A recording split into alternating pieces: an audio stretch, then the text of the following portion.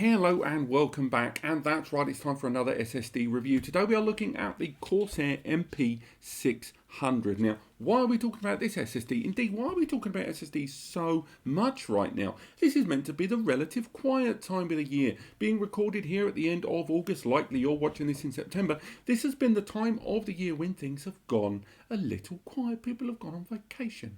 They've gone on holiday. They've gone to collect some sun. They've got away from the office. A little bit of OOO on the emails. Why is there so many SSDs right now? Well, because of the hardware shortages, because of the semiconductor shortages, because of the pandemic, because of chia, because of the US-China trade war a year or so ago.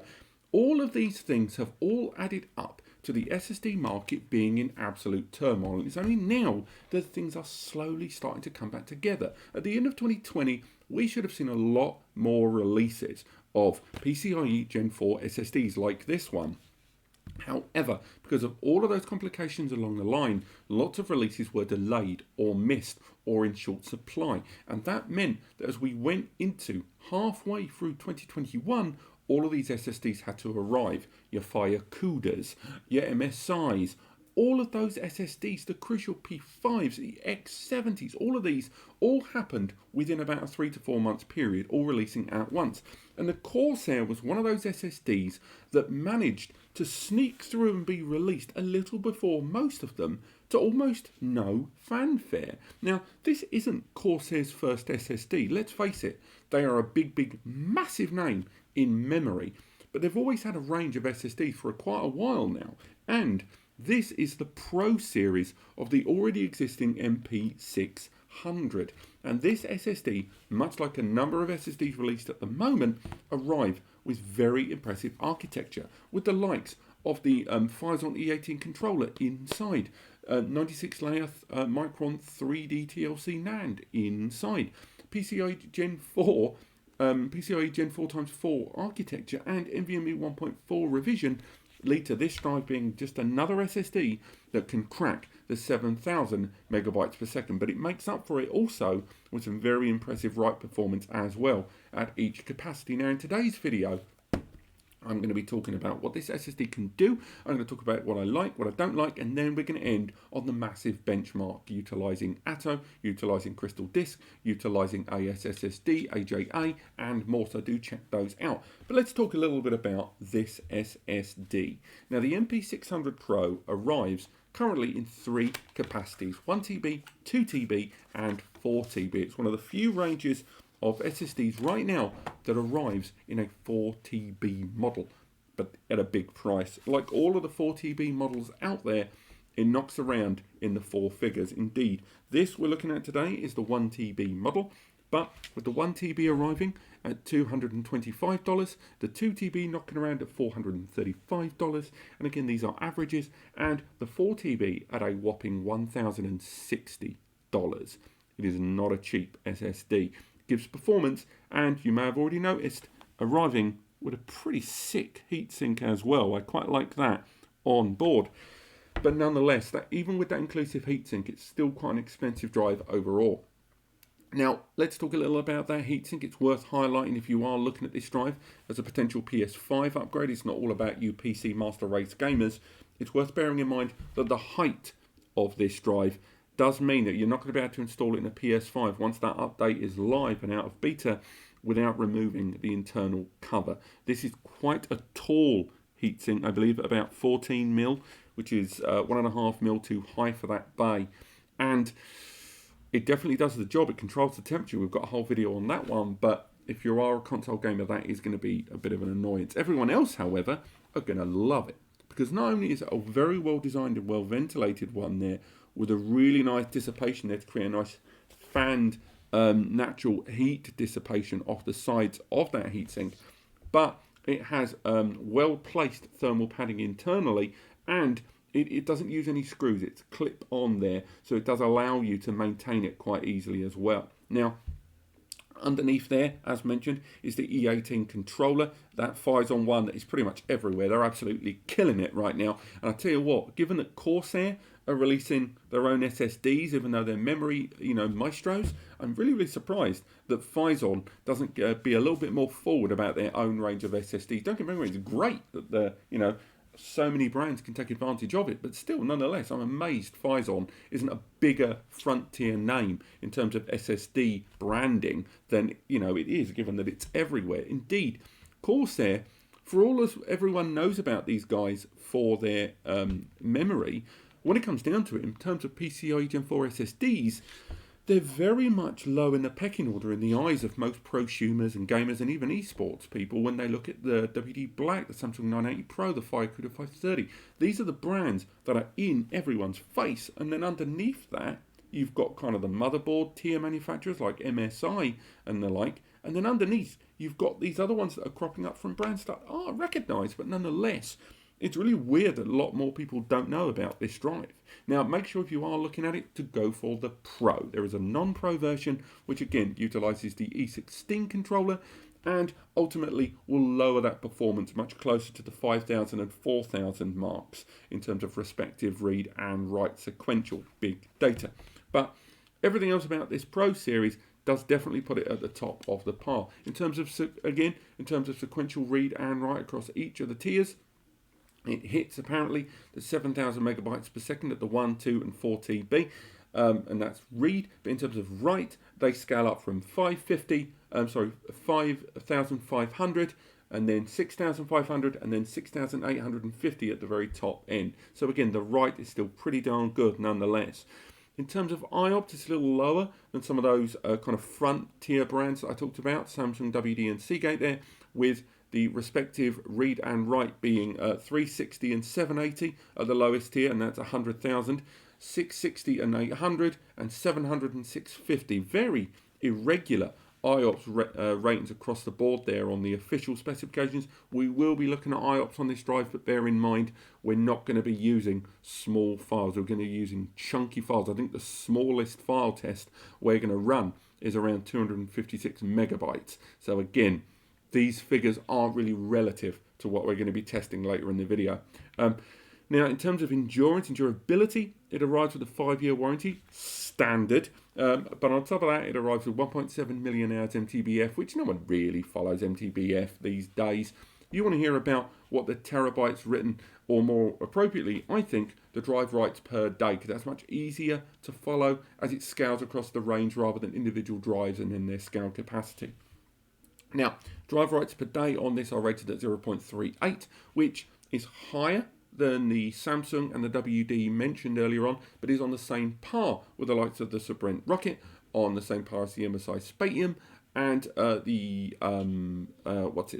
Gigabyte Aurorus, there, the 7000S. They've all got that same rating because they've got very similar architecture in NAND, processor, revision, the works on board. So again, pretty good, and if you are more concerned with durability, it's worth highlighting that you can go to the non-Pro version, and again, it will drop the read-write there, but the durability more than doubles. So again, worth bearing in mind if you're thinking about PCIe and your PC is not going to be top tier to hit the 7000 anyway, it might be worth scaling down to the non-Pro and taking advantage of increased durability. I believe 0.68 or 0.7 drive writes per day.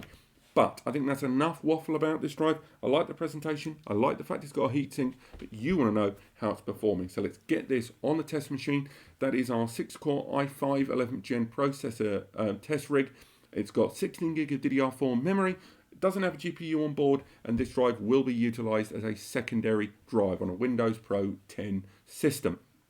So let's get on that test machine and put this drive through its paces. Okay, so we've made our way onto the desktop of my test machine here. As you can see, as mentioned, it is an 11th gen i5 with 16 gig of DDR4 memory. We're running a Windows 10 setup there, and we've already mounted the drive. There's the Corsair MP600 Pro drive there, as you can see, and it's already running on there. We're running with PCIe Gen 4x4 connectivity, NVMe 1.4 standard. We're all ticked up and ready to go. Even the temperature of the drive isn't too bad actually at 25, and that is utilizing its own onboard heatsink, of course. Now, it's worth remembering that they are reporting that this 1 TB drive right here will have reported sequential read of up to 7,000 megs and sequential write of up to 5,500 megs. Of course, these are idealistic numbers in a perfect system. Generally, these are tested on Xeon systems with a GPU card inside, so I will not be surprised if I don't hit 7,000, but I better hit very late 600s, otherwise I'm going to be very disappointed indeed. That is the official benchmarks. We're going to come back to that later on, and of course in today's testing we are going to utilize a number of programs. We're going to be utilizing SATA Disk Benchmark. I'm sorry about the screen going black there, that's when Windows asks for my permission to check stuff, and we'll be testing 3 different file sizes on Atto. We'll also be taking advantage of a disk benchmark here, or Crystal Disk even. And again, this will be 3 different file sizes all the way through that testing. We'll also be using ASSD, and ASSD will be running 3 separate benchmarks there. And right there at the end, we will be taking advantage of AJA in multiple file sizes, all of them with a nice little chart there at the bottom. We'll be running all of those tests. However, much like my other performance benchmarks for SSDs, we are going to have to do a lot of the testing between stuff. Not only because the testing takes a long time, we leave 1 minute between every test to give the SSD a little bit of time to cool down in its heatsink. We give it 1 minute and 1 minute only. But on top of that, because we are utilizing OBS to do screen recording, that does have a tendency to interfere with the results. Yes, I could use an external capture card, but unfortunately the only one I have been utilized in PS5 recording, and unfortunately isn't here at the recording room next to the test machine. So I've had to utilize OBS. But just to give an example, if I try to use OBS, it's a 16 gig test file here on the Corsair MP600 SSD. If we run a test on that, we're only going to hit 2,900 megs, and that's nowhere near what we want to be seeing on this drive, although we are seeing the capture spikes there that we'll talk about later on. So it's worth highlighting that you're not going to see a lot of the tests being conducted, but you will see the results. But also note, look at the 27C temperature there. If we refresh that, we can see it's already gone up. The temperature is going to go up throughout these tests, hence the heatsink, and I will keep an eye on that, and if anything notable comes up during testing, I will let you know. But for now, I'm going to come out of OBS, permit all of the tests. It should take around 20 plus minutes to perform most of these tests with 1 minute gap between them, and then we're going to go through all the results together as we test that disk and see how well the Corsair MP600 Pro runs in our benchmarks. Let's go. Right, so the testing has completed and we're back here on the screen. I've made sure to keep the Corsair MP600 Pro's official benchmark there from the 1TB on the left hand side of the screen. The tests have been conducted. It reached a height of 44C, which is actually quite respectable. I'm quite impressed by that heatsink there. The tests were finally finished around about 6 minutes ago, and the temperature of the heatsink and the NAND, indeed, it's gone down to 35C being reported by the motherboard itself. So let's go through our results. So probably the easiest to follow results, if arguably the less relatable, is the sequential benchmarks here from Crystal Disk. Now, we didn't cross into 7,000, which again, it's a kind of a mixed reaction to that for me personally. So both in the 1, 4 and indeed 16 gigabyte test files, we got really close at 6,900, and we got to, the highest and closest we got was 6,978. So just shy of 22 megabytes per second from cracking that 7,000. But in terms of write, the highest we got was 5,484. So again, just over 15 megabytes shy of the 1,500 that the brand do talk about. So again, fair play to them. And again, this PC does not have like a high-end Xeon. It doesn't have a GPU card and stuff like that. So that's good to see those numbers. Although one thing I will highlight while we've got those there on screen is I'm bringing up my results here from a previous test where we were looking at the Firecuda 530, which was able to crack 7,000. Now, this was a 500 gigabyte drive, and these are all 1 terabyte. But even then, the fact that this drive could crack 7,000 and on the exact same test machine a few days apart, for me is definitely worthy of note. Of course, the write performance, because it was a 500 gig drive, is much lower, so I won't worry too much about that. But we're focusing on the read there, and that factored all the way through on the read, even with regards to the random 4K, and of course the IOPS are a great deal higher, ultimately overall on the Seagate there because of the endurance on there. And if we go to the other capacities, the other file types, 16 and 4 gig, that Seagate was able to break that 7,000 mark there on every single one. So as good as the performance benchmarks are there for the Corsair MP600, and it seems incredibly churlish to critique this drive when the difference between the 7,000 is so small on sequential read. I do think it's worth just noting that this same PC could reach 7,000 on the Firecuda drive, but this drive couldn't, even though it's the same architecture. So we move away from Crystal Disk Benchmark there. We can go into Atto Disk Benchmark here. And if we have a look at Atto, all of these, we've got the read and write. So again, we went, these are still quite big files we went for. This is a quarter of a gig, so 256 megabyte there file. And in terms of read, the height we got there was around 6,500. So again, fairly respectable. And if we go into the larger capacities, we went to 6,590 here on the 1 gig, and on the 4 gig test bed there, we went up to 659 as well. So again, not as close to 7,000 as we saw in the previous test, but again, still fairly respectable. If we flick over, actually before we go to that, let's look at the write speeds there. And writes, again, maxing out a little over 5,000 there, which is absolutely fine given that reported benchmark there of 5,500. I think most of those are pretty close indeed. It would have been nice to see them a little closer to 5.5 gigabytes per second, but we're not going to be too critical of that in these tests. And if we switch into IOPS there, and again, very tough to rate IOPS when you're dealing with much bigger than the kind of 4K benchmark of these little tiny ones here. But for me, they're still pretty respectable numbers that we're seeing there for that size, and I think that is pretty indicative of what we've seen so far. So if we come out of Atto, and now we make our way into ASS. ASS, a little bit more of a stricter tool, I would say. A lot of the time it's a little bit more relatable in terms of overall performance, and again, fairly respectable numbers across the 1, 3 and 5 gigabyte test files that we're seeing there.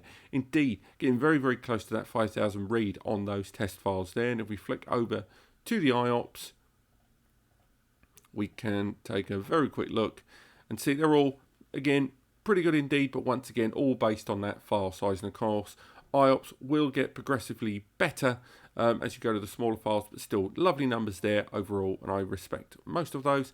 I would say that's a good sign for this drive. Finally, we can go into AJA. Let's get AJA up there, all there on the bottom of the screen. And again, what I need you guys to look at is not the big numbers. There's no point looking at the big numbers because AJA is a media test file kind of software, and it's not going to be that clear. What I need you to look at are the graphs there at the bottom. So let's stack these a little better. So on the left hand side of the screen, we've got a 1 and a 4 gigabyte test file, and then on the right hand side of the screen, we've got a 16 gig test file. And as you can see, with regards to the writes and the read, again, you have to reverse writes and reads on AJA because it's the way it's drawing data. So even though it says disk writes or captures, these are actually reads. So as you see, we got real close to 6,000 there on all 3 sets of tests, where it spiked in terms of the traditional write or disk read playback. We can see we were hitting quite close to 5.5 quite easily on all of those tests. So again, pretty good. Still not quite as good as the Firecuda if I was to go through all of our previous tests, but still I'm quite impressed with all of those. And I think overall, in terms of all of the tests that we've gone through, the drivers, it's proven itself. I think perhaps the drive might still be a pinch more expensive than it should be, and perhaps if it was released a few months earlier, it would do a great deal better. But now there's a lot more drives like this in the market. There's not enough for this drive for me to stand out and say it's an absolute world beater. I think the specs are very good. I think It does live up to the majority of the benchmarks there, and perhaps if I was running maybe an 8 or 12 core Xeon, or had maybe a beefy graphics card to back up a number of these tests, I think we would have cracked 7,000 more consistently on the other software, not just got particularly close there on Crystal Disk. But ultimately, I quite like this drive. I think arguably it doesn't stand out as much as it could have once, but it's still a very good drive. And if you are looking for an SSD for video editing, for gaming, or maybe for a PS5 upgrade, I've got no hesitation in recommending this drive. Thank you so much for watching. I hope you've enjoyed this video. If you have, click like. It helps me understand what you guys like in these videos, and it lets me make better content and content that you guys want to see. If you want to learn more or see my other reviews as they come live, we've got loads of SSD reviews coming and performance benchmarks and PS5 tests. Do click subscribe, and do take advantage of both the free advice section by clicking the link in the description. Genuinely free, manned by two people, me and Eddie the web guy, giving free advice for your data storage needs. Genuinely free on any setup, home or business, as well as links to other products we've talked about today to let you know what are the best ones to go for your gaming, for your editing and more. I will see you next time.